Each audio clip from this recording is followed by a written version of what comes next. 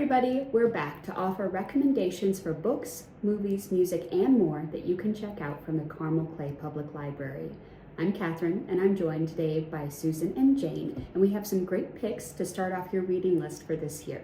So Jane, why don't you tell us what you've been reading? I've recently been reading a lot of sweet books about relationships between different generations. One that I loved is Eddie Winston is Looking for Love by Marianne Cronin. If you enjoyed her other book, 100 Years of Lenny and Margot, you will definitely enjoy this one. It is a fun, uplifting story about a 90-year-old gentleman who is an incurable romantic but has never been kissed. He volunteers at a charity shop where he sorts through donations of clothing and property that people donate from estates to resell. Here he befriends a 24-year-old Bella, a troubled young woman who has recently lost the love of her life. She donates something of her late boyfriend's that Eddie isn't convinced that she really wants to get rid of, so he keeps it. They begin talking, and she finds out that he has not ever experienced true love. She is determined to help him finally achieve this, which begins an adventure that takes them to unexpected places, and they hope brings Eddie to the moment he has waited for all his life. It's warm and funny, moving and optimistic. As character goes, you just can't improve on Eddie. He's truly a wonderful person. We'd all benefit from having an Eddie in our lives. It's available at CCPL as an ebook and in print in regular and large print. Oh my goodness, that is so heartwarming and touching, and I bet that Susan has something that is exactly the opposite. Exactly the opposite. Well, it is January, and it's time to cuddle up under the covers and read a gothic mystery. Cue the fog and creaking house noises, Catherine. Ooh, oh, nice. Flashing lights. Piano that plays on its own. Anything. I guess we'll just have to imagine it. In the book, The Third Wife of Faraday House by B.R. Myers, we meet Emmeline Fitzpatrick. She's a beautiful but very naive young woman who is desperate to escape the stifling control of her guardians.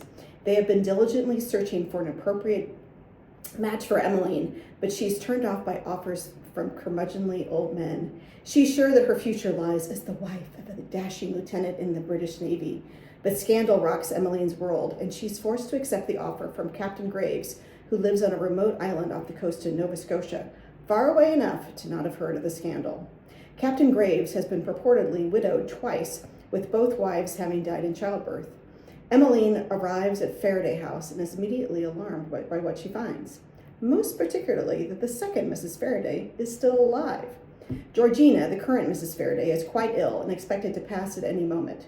Strange happenings keep occurring, and Emmeline does not know where to turn. She knows that her dashing lieutenant is not coming to rescue her, and she is definitely on her own. Fans of Rebecca or even the Mexican Gothic will enjoy this read. Be sure to check it out at the library in print or ebook. What about you, Catherine? Well, it's so interesting you chose a book about an island and possibly too many wives, because I chose a book about, what a shock, an island and a wife who may or may not be missing. So I read the new Alice Feeney book that is called Beautiful Ugly, and in Beautiful Ugly, I love this quote: "Wives think their husbands will change, but they don't. Husbands think their wives won't change, but they do." Author Grady Green calls his wife to share some exciting news as she's driving home. But then suddenly he hears the car brake slam, and he hears her get out of the car, and then nothing. He can't get a hold of her. He goes out to where her car is. The car is there, her phone is there, her purse is there, which is never a good sign, but the wife is gone. So a year later, he is still devastated about the disappearance of his beloved wife. And he travels to a tiny Scottish island to try to get his life back on track. And then he sees the impossible, a woman who looks exactly like his missing wife. Dun dun dun! So the moral of both of these books, be careful if you're going to islands and you are a wife or have a husband or may be missing or go missing. Just be careful on islands. That's our 2025 travel pick. If you are a fan of Riley Sager books or Paula Hawkins, Beautiful Ugly by Alice Feeney is a good pick for you for this year, and you could add it to your winter reading list. And it's still safe. You can go to the library website at carmelclaylibrary.org and sign up to participate in our 2024-2025 winter reading program for all ages. You can check out all of these books and more by visiting us in person or on the web at carmelclaylibrary.org. Thanks so much, and we'll check you out next month. Hey.